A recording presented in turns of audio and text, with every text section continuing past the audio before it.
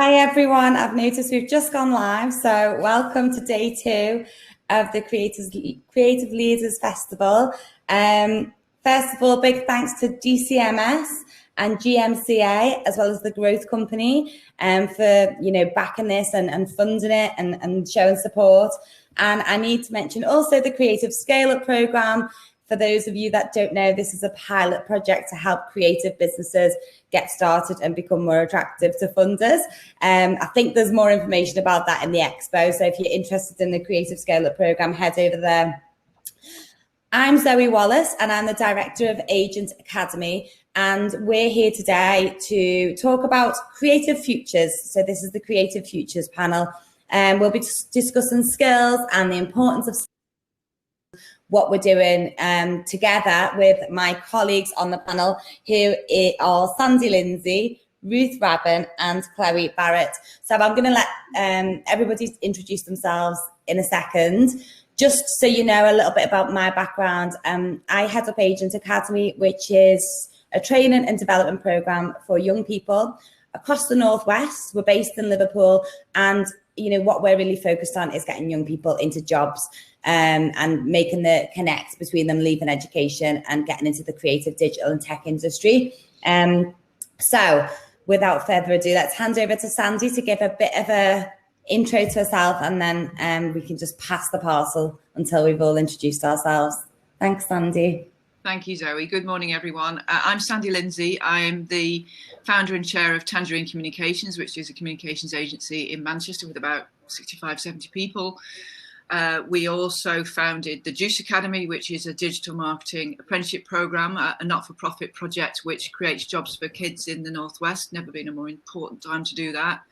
I'm also non-exec director of a few things like Rugby Football League, North Coders and Flock, and chair of various different skills and social mobility panels. I'm basically an all-round busybody. Let's go to Ruth. Thanks, Sandy. Yeah, thanks, Sandy. So it's Ruth Rabin here, and I'm here from University of Central Lancashire. And my job is really about building partnerships between the university and businesses, outside organisations, that kind of thing. Usually looking for opportunities for our students, for our staff, but also for the university to kind of engage with what's going on outside. And I specifically work with the Faculty for Culture and Creative Industries, which when I joined UCLan was the largest faculty in the north of England. However, I have to say that through diminishing numbers for creative courses, which makes me feel very sad, but we don't have the numbers that we used to, and we're very aware that that's happening at GCSE level, A level, and then into university. So this might be something that comes up later on in discussion, but that's me. Okay, over to Chloe. Thank you. Hi everyone, my name's Chloe Barrett. I'm the founder and CEO of Immersive Higher Education. So we create interactive resources for higher education. A bit more about the company. We basically offer an advanced way of learning using interactive augmented reality and animation, which targets all learning domains. So we offer audio, visual and written content in a mobile application, also offering a multilingual system. So I founded the company about 2-3 years ago now. My background, previously had a business in dental education and just saw a huge gap in the market for resources which were curriculum driven and standardized. So we've got a team in Manchester, and we're growing, which is great. And it's been very interesting time through COVID, which I think it's great to be on the panel to discuss, especially around education, around creative learning, and what we're going to do really post COVID as well. Yeah, really good. And I suppose today's GCSE results day as well, so very relevant for a lot of young people who are, getting their results today and then deciding what next. And I think, for me, when I reflect on GCSE results day, way back a long time ago, I think there was a path, and it was kind of, there was never any question of what that path was for me, and it was to go to college and then the next stage through to getting a job after university. And I think today though, there's lots of different things, and I was sitting on a panel with lots of creative leaders with ideas on education. What do you think, Sandy, is some of the biggest challenges though that we're facing? So as you know, for young people coming through and around skills at the moment? Obviously, COVID is massive. Most crises affect young people much more than they do older people. People that start their careers are much more at risk of redundancy. I'm absolutely terrified what's going to happen when the furloughing programme lifts.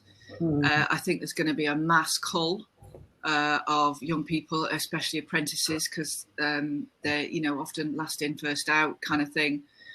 So I've been working with Treasury and various bodies to try and find ways to protect those young people's jobs, because once they're lost, they're lost. I know we've had, obviously, the Chancellor's grant for new starts of apprenticeships, and they've also applied that to recently redundant apprentices. But we really do need them to do more to protect the people that are currently in work, that we want to make sure we can try and keep in work, get back into the workplace from furlough. Yeah, it is a scary time, isn't it? And I think that we are just about to see that wave really of people who are on furlough to potentially come through.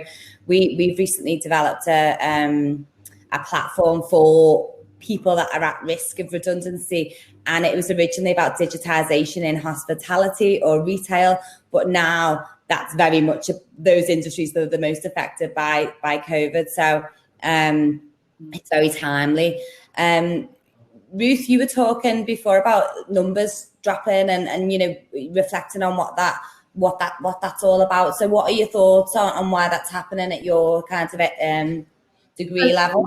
Well, I think, you know, there's been such an emphasis from national government on STEM subjects for so long now that I think creativity hasn't been recognised as so crucial to the economy. I mean, personally, I think, you know, we've got to think to the future and how we're going to build the economy after this. And it seems to me that you need people who are creative, who are innovative, and who are entrepreneurial.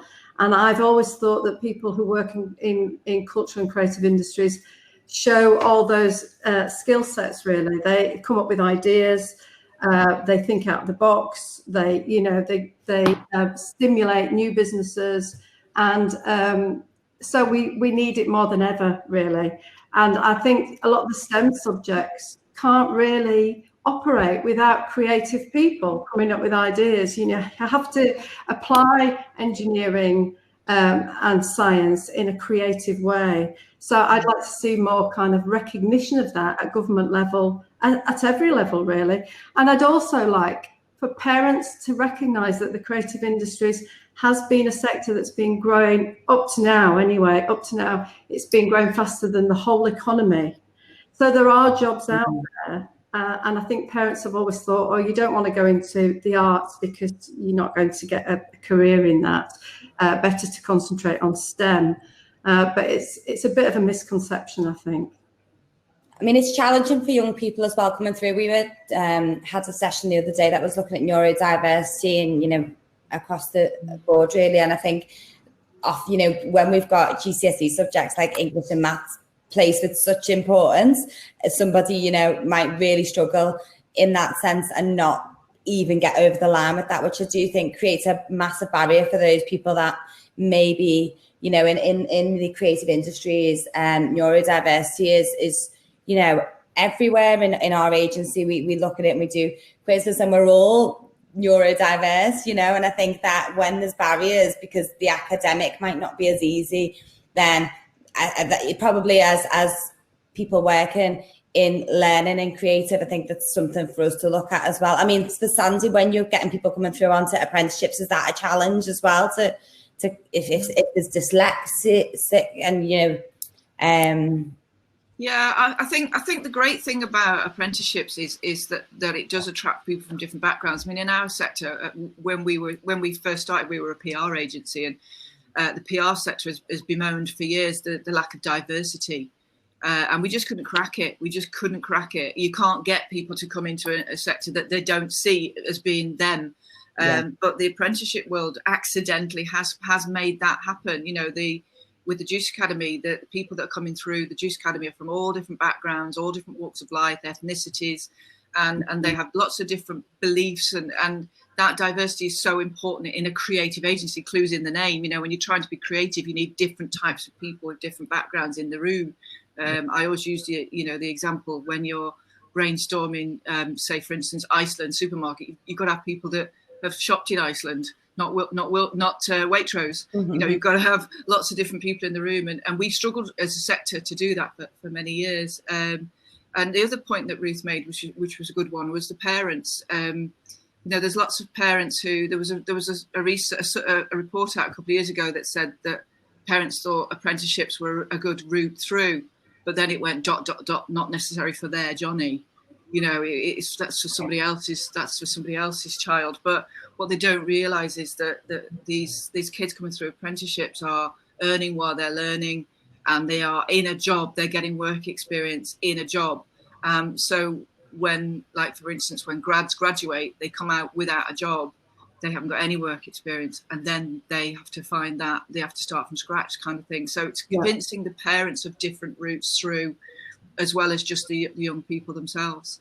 Yeah. I echo that, Sandy. I think I'm a huge believer in apprenticeships. Like, I think they are so vital, really, for this economy in terms of getting young people not just learning, but being in that practical, in employment, but also understanding that responsibility to get up, to go to work, to still have that responsibility from a young age is so important. Because the last company I had, we did dental nurse apprenticeships, and from the difference from apprenticeships for dental nurses to then postgrad qualifications for dentists, and that gap, that you could see sometimes the apprenticeship students were more mature in the employment responsibility side, rather than the ones that had been in university for quite a long time. So yes, I think that's a huge gap as well. So I'm a big believer in apprenticeship. I think you need them both, though, as well, Chloe. I think you're right, because what we see, because now in the academy we have graduates and school leavers, and it's a brilliant mix. Same with Tangerine, we have university grads obviously, and we have apprentices, and you have lots of again, it comes down to that diversity of thought. You've got people who are the critical thinkers, and you've got people who are just the doers, and the ones that just want to get on, and they're just instinctive. Talking about neurodiversity, Zoe. You need that. You need all those different people to make something that's actually really exciting. Well, it does, because that's interesting, isn't it? Because it bounces off each other, and then you get the kinds of balance across the piece. Then, and that's really important. I'd like to just add as well, that you can't. There's something really special, I think, about spending 3 years to develop your creative skills. And, it's a great opportunity for a lot of young people to just have those 3 years. They grow up a bit more, but also they have an opportunity to take risks and try things that you wouldn't be able to do in a business or in the workplace. So I'm a great kind of advocate for that. However, I do recognise that what happens is they graduate and they really struggle with how does business work. They don't necessarily understand how you take your creative passion and then convert that into something commercial, and so they'll get to an agency and don't understand that they're working, to a time limit and limited resources and for a client and not doing their own thing. So I think, but I think if you can, like Sandy says, get a mix where you're getting young people coming from apprenticeships and from university, then you're going to get a very vibrant workforce, really. Yeah, definitely. Yeah. In terms of what you're doing at the moment, then, I mean, we can't ignore the fact that we've been on lockdown, and that's influenced education and skills development, and a lot. Is there anything that you're doing differently that you want to share so that we can just learn from each other? Chloe, what about you? I don't know whether how this has changed the way that you do, or whether it's just enhanced how you work. Yeah, so we saw quite a bit of change, obviously, when lockdown happened. There was a mixture of feelings from different, I suppose, organisations and different individuals. So, for example, the community that we started building early in the year for the students, we started building a student community with dental students, dental professionals, so everyone could connect. But that was quite early on, and as soon as COVID hit, that grew extremely quickly because everyone was looking for support, everyone's looking for that community bond, everyone's looking for, well, how do we continue to learn? So they turned towards in terms of resources, being able to do that remote learning was key. Again, with the education institutions, we saw a huge demand in terms of, have you got a solution for us now? And what is that? And that was sort of the reaction. It was like, we have to put everything online. How do we do this as quick as possible? And can you help us solve this problem of maybe students not learning the way they would normally be learning, which is very true. And I think especially for the area that we're currently in and the current area that we're working in as immersive education right now is dentistry. We've got a big focus in dentistry, and they'd normally be in a clinical setting, especially the year ones, the ones that had just started last September. They'd be doing a lot of clinical work, and unfortunately they've not been able to do that this year. So to bridge that gap, luckily we have solutions to bridge that gap between theory and practical learning. So they've been using our resources to enable them to keep up with their clinical skills, which is so important, especially even for professionals that weren't in practice for 4 months. So yeah, I think we've seen, I suppose from a business point of view, we've seen even increased demand because everything's being more, I suppose, the approach of more blended learning is being looked at now, and I think it's a good change. So I think in terms of not just for us as a business and for other technology companies who are in education, but for education itself, I think it's opened up many more opportunities for the learners and for the lecturers and themselves and the education institution as a whole. So yeah, we've seen some really interesting, and the reports and sort of the things are coming back to us in terms of how students are learning during lockdown, because we have like eye tracking on our technology in terms of personalised learning, gamification. So we've seen a lot, very interesting stuff coming through. It's interesting, isn't it? I think our program is face-to-face, and I always really assumed that it would be very difficult to kind of replicate remotely, and because so much of what's brilliant is about the group and the connections and the coming together of people, really. But we were so surprised at how well it did work in a remote setting, and actually we were able to bring both cohorts that we ran during lockdown. We did actually, one of them started out of lockdown and ended up in lockdown, and the other one, we brought them together at the end and were able to do a social distance few days. And it was amazing. They're the group that had never met each other face to face. And one of the guys said it was just like great that we weren't just floating heads anymore. But they had connected and they were friends. And they said, we don't feel like we've only just met yesterday. They've definitely felt that they'd formed that great connection. So it taught us a lot how much of that stuff is maybe not about always being face to face, but we also can't wait to get back together. So sorry, I just wanted to give the other side of that coin, really, because what we have in the faculty are a lot of students that work in textiles, fashion, ceramics, a lot of practical subjects that didn't have access to studios anymore. And I really felt for them because they were building up to their degree shows. And yes, we had a lot of learning online. We immediately moved to learning online in terms of seminars and lectures. But that ability to go into the studio and work on your degree show was kind of, they were deprived of that. And I really felt for them. So in terms of the learning online, we ended up giving out nearly 600 laptops to students to make sure that they could continue with their studies, and a lot of that continued. But if you're doing something like games or animation, you really do need access to quite specialized, computer equipment to run the software. And so it was about managing how do we get students in safely to be able to do their work, you know. So it was a bit of a kind of blended approach, and we were learning as we went, really.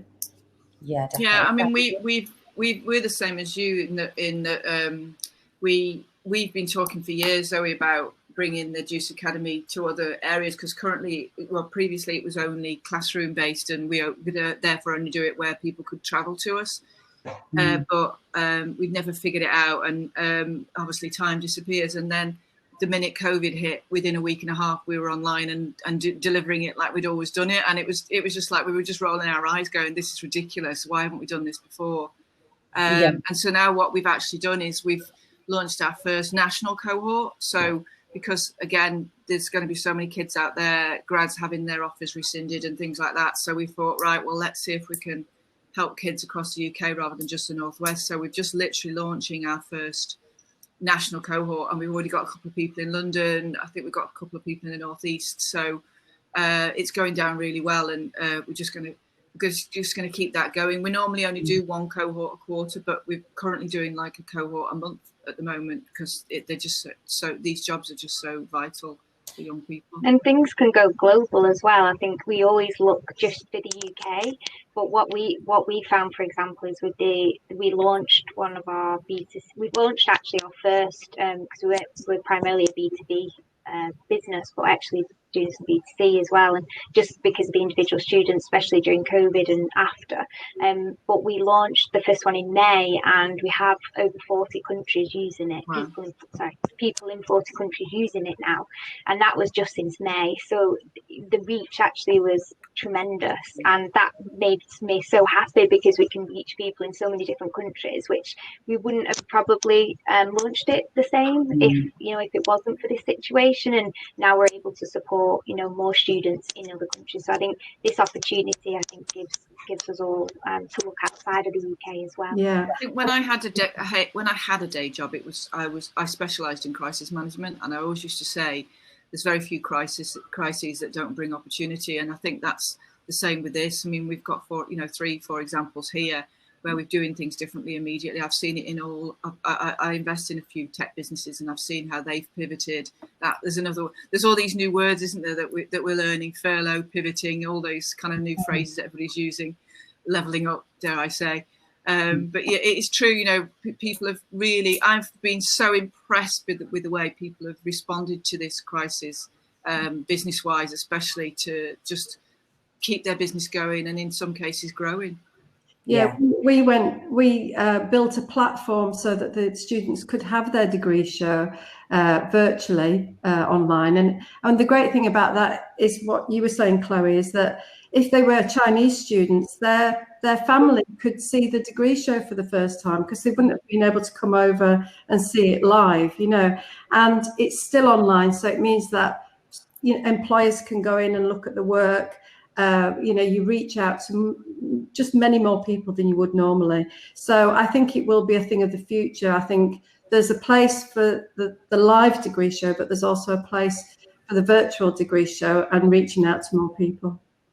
Yeah, it is, isn't it? That the creativity that comes through has been really remarkable, I think, and it is exciting, even though it's crisis point. And so, is there anything Sandy, you touched on this before, and I think, from a government point of view, or local government, national government, what is it that businesses, skills businesses need, but also, businesses in the creative industries need in order to support skills? Have you got any ideas of what those interventions might look like? Yeah, I mean, I've got a 17-page document, but I won't bore you with that. But I mean, the main ask we've been making of government is that, without getting too technical, that the apprenticeship levy that large businesses have, which is like 5% of their salary bill, which is being unspent. We're asking for the Treasury to let us spend that on salaries for apprentices, so that we can, again, keep those apprentices, get those apprentices back off levy, but also for new apprentice starts as well. As far as for businesses, what I'd ask of businesses is to hold your nerve, keep the apprentices in the workforce. They will pay you back in spades. We've got some apprentices in our business that have been with us 7 years, they're absolutely fantastic. They're leading teams. They're actually now teaching in the academy. These are brilliant, loyal young people. And also, I think a lot of smaller businesses will say, well, I really can't take on an apprentice because I haven't got the time to manage them. We took on our first intern when we had 2 people. These are brilliant people. Yes, they do take a little bit of additional love in the early days, but they will pay you back. And if we don't do this now, my big worry is that in 2-3 years' time, we're going to have another massive skills gap, which I was just feeling we were moving away from in our sector. So I just would urge people to hold your nerve, keep employing these young people, keep them in your business, and hopefully in 3 years we won't be in a critical situation. Yeah, definitely. Anything anyone would like to add to that? Ruth, is there anything from your side? Well, I think I've already said about national government and recognising the importance of creativity in the future economy. If we're going to grow our economy, which we will have to after this, after what's happened, we really do need creative industries to kind of at the forefront of that. And, Chloe's already been talking about the take-up of digital. I think it's just kind of blossomed, really. People have suddenly realised what they always had, actually, and just weren't because they thought you had to fly to New York to do whatever, and actually you can do it online. So, I think digital is clearly going to be leading the charge, but digital also needs creative people. As I said, STEM subjects, they need creative people. So I would encourage young people to not give up their dreams of working in the creative sector. I would urge parents to support their young people through education. And I kind of feel that if there aren't those jobs, then do think about apprenticeships, do think about coming to university, because maybe now's the time to think about developing your skills, developing your knowledge, and then you can get the experience afterwards. Yeah, definitely. Chloe, in terms of the future learning environment, we've started to talk about this, and I suppose, what are your thoughts about how this might look in the future? So we know classrooms traditional. I'm sure everybody on this panel has got, is doing things in a much more practical way, but what are your ideas about what the future of learning environments look like? I suppose it's what learning as a whole also would look like in terms of making it more personalised for students. So having that more personal approach is very hard when there is, a lot of students within a classroom. But I think definitely that blended approach is becoming more and more popular. I think we've touched on it before in terms of having some digital, quite more digital, should I say, than they do now, but also having still that connection to physical place, because I think there is subjects that still demand that, still need that. So, for example, in dental and medical, because when we say we're in that area, I do believe they still have to see, actually see patients, for example, in a clinical place before they actually qualify. So there is definitely areas that you definitely want to stay connected to that environment. But I also think there's a lot of wasted money and wasted time that is spent in terms of just systems that have been put in place that have been there a long time that really do need upgrading and changing. And for this next generation of learning, if it's not done, the educational institutions that do not change will just fall behind.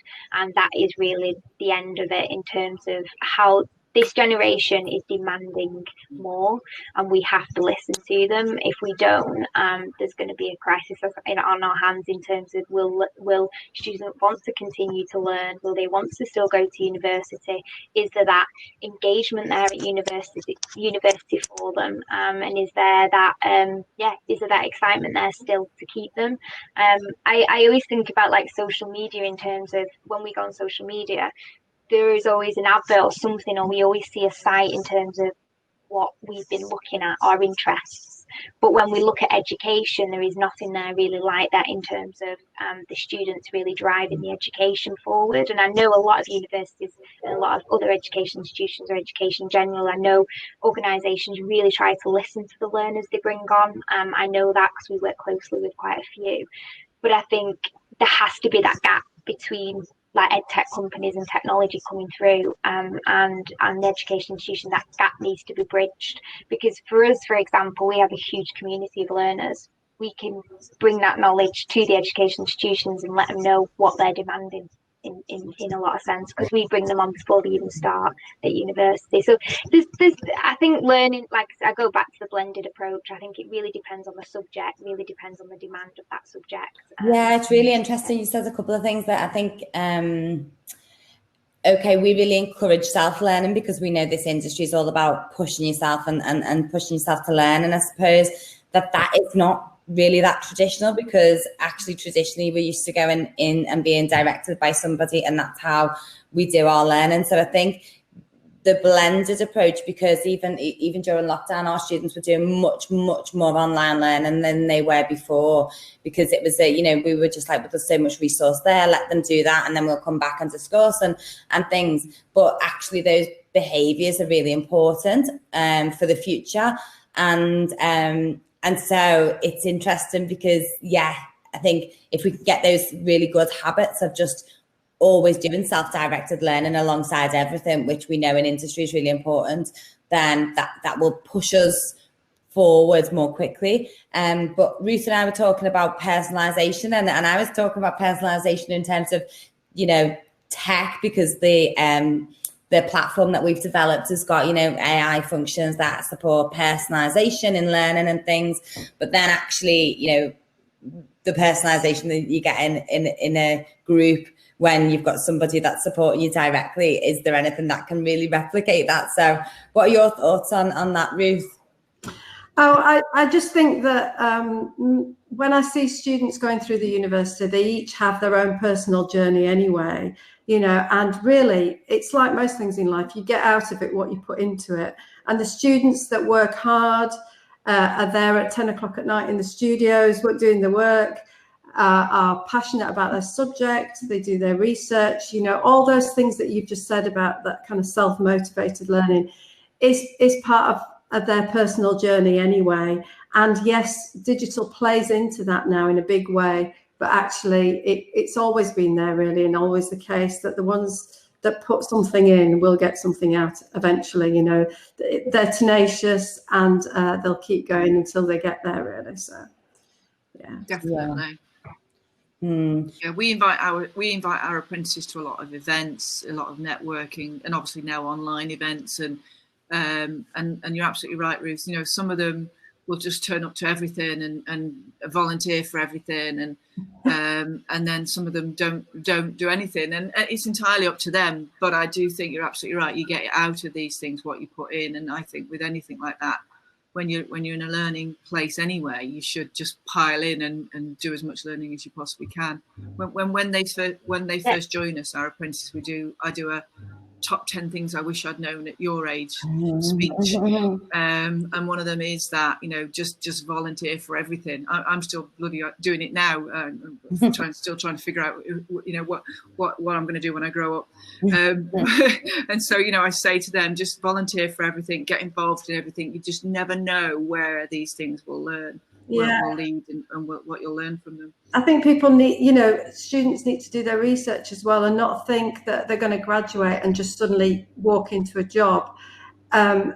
You've got to understand the businesses. You've got to do your research and understand who their clients are, what's their USP, why are you interested in working for this business, and it's some of those skills that you need after graduation that I think are a bit missing at the moment, and I know that Agent Academy is trying to kind of fill that gap, Zoe. So that's great news that there's somebody out there doing that. I think a lot of students do flounder because they don't understand how to get in, and once they get in, they don't know how to get on, so they need that constant hand-holding or a bit of a nudge really in the right direction. It's interesting, isn't it? You know what, there's so many nuances that and things that young people just don't know, and it's mad because when we know that stuff, then we almost forget that we ever learned it. So we know how to network and how to understand how city, regions and countries run, and loads of stuff that you just take for granted. And I suppose, what we do at Agent Academy is we open all of those doors. And for people, it's going to talk about the North and but a lot of the young people that we work with are coming from, really first generation to university, if they've been to university. If not, they've gone to work at 18 or 16 and worked in a job, and their parents work in ordinary jobs that, don't have connections. They don't have a mate's mate who's running a marketing company where they can go and do some work experience. They just don't have all of those things. And now I've had young people come to me and say, I thought university was what I needed to do to then kind of change that pattern. And I was the first one. And when I got my cap and gown, everyone's got pictures of me in their houses and everyone's really happy. But I got to the end and I looked around and I realized that some of my peers that did have more kind of financial support, maybe, I saw them progress, and I went back to the high street and worked in retail.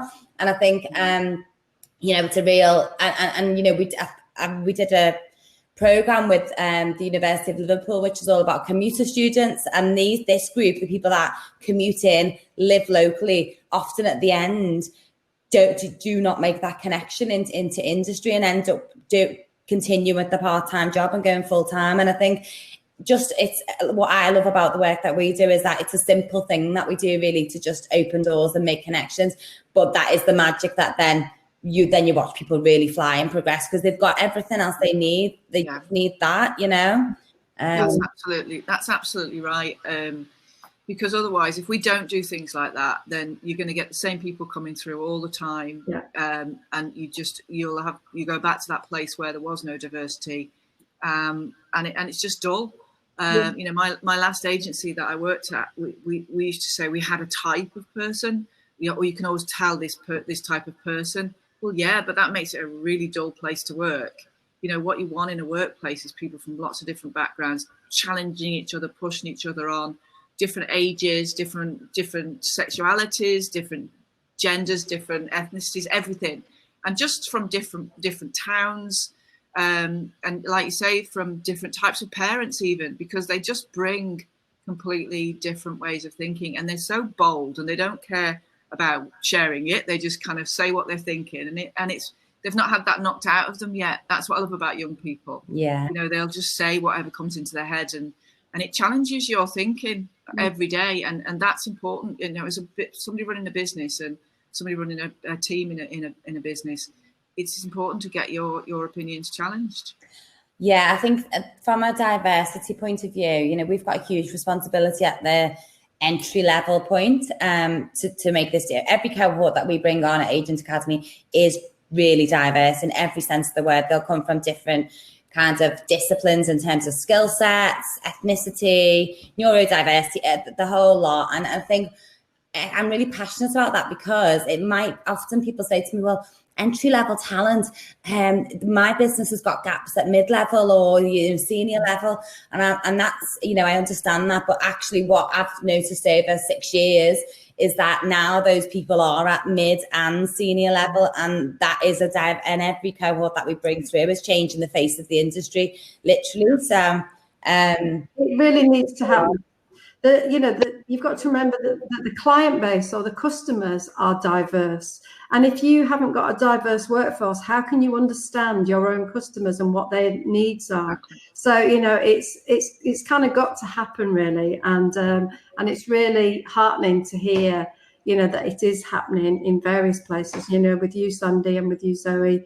And also at UCLan, we've got a really diverse population, and a lot of students who are carers, who can't leave home and go and live somewhere else. And they really do need that support with their self-esteem and their confidence, because there is that, I think there's a bit of an imposter syndrome, that they feel that they don't fit in necessarily at university.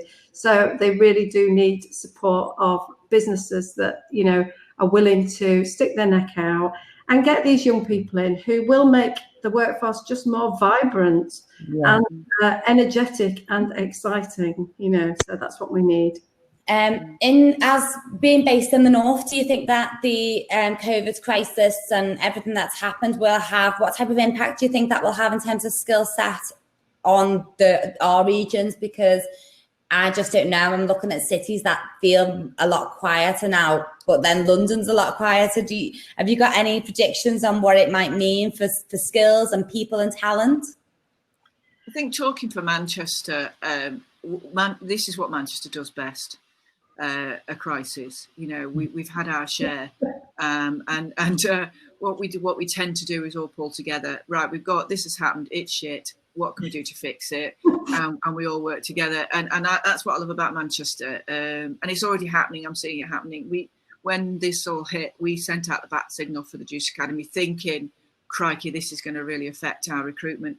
But it hasn't, and people have been absolutely amazing. They've really pulled together and helped us out and gone out, and when we launched the national cohort, again, they all said, right, how can we help? How can we spread the word in other cities? And it's been breathtaking, really. And that's what, you know, I don't know Liverpool very well, but I don't know that sort of thing happens in other cities like it does in Manchester. There's nothing like a bit of adversity, though, is there, to bring people together and actually make you think, well, right, we've got to use a bit of ingenuity here. We've got to come up with some new ideas, and we've got to put more hard work into it. And I think the Northwest particularly have always been up for a bit of hard work. So hopefully, you know, something might kind of blossom from this for the north of England. I hope so, anyway. Oh, Chloe, we can't hear you. Oh, yeah, we can. Hear me now? Leon, I think we're hard work. Can you hear me okay? Yeah, cool. Yeah, we're resilient. I think the North, and I think we all pull together. You know, we're known to be a strong. We're strong in terms that we collaborate, we work together, we pull together, and I think what we've seen also is the North. Obviously, we're based in the North as a business, but we do have a lot of different, I suppose, consultants, etc., down that are in different parts of the country, and actually we've all just come together. I think as a nation itself, I think the North is extremely strong, but I think we have a lot of representation nationally as a company, and I think we've all just come together, and actually I feel like we've grown and we've become interesting, stronger. isn't it? And I do. I think there is a certain grittiness. Yeah, Liverpool's got it as well, Sandy. I'm sure it is. Just have to say that. What was going to? So okay, we're nearly there now. I just wanted to maybe get we've got people attending today. Lots of creative business and digital business leaders. If you will go around, and if you could kind of ask one thing of the industry today, starting with you, Ruth, what would it be? I suppose after the discussion we've had, I'd say when you're interviewing young people, remember what you were like when you were that age, and don't expect people necessarily to be as mature as you are now, because that takes time and effort. But a bit of empathy, I think, for young people at the moment would be good. Great. Sandy? Yeah, as I said earlier, I think just hold your nerve, keep those young people in your business who are already there if you possibly can. And if you can, think about taking on additional people, graduates, interns, apprentices, doesn't really matter. Just think that there's going to be thousands of young people. For instance, the applications to the Juice Academy from young people has gone up threefold over the last few weeks. Same with us. So there's that many people needing jobs. So just do what you can to help. And I know it's a difficult time for everybody. Mm-hmm. Chloe? Yeah, I would say the same. I think we've all been adaptable, and I think I know as if you're an SME, it's difficult sometimes to do that. But I think we've got internships, we've kept them on, and I think you have to sometimes do everything you can to make sure that the team sticks together and you can keep going. And I know a lot of companies have had to furlough, and there's been a lot of changes. I think just try and stick together as much as possible and keep moving. Definitely. forward. And I think for me, we hear about thousands of young people needing that open door, and it can feel quite overwhelming, especially to a small business.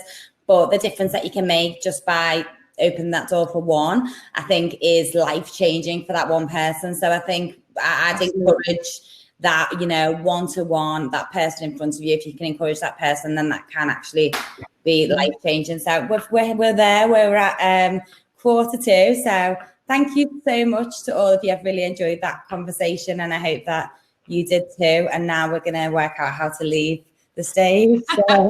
Well done, Zoe. Thank you, everyone. Thank you.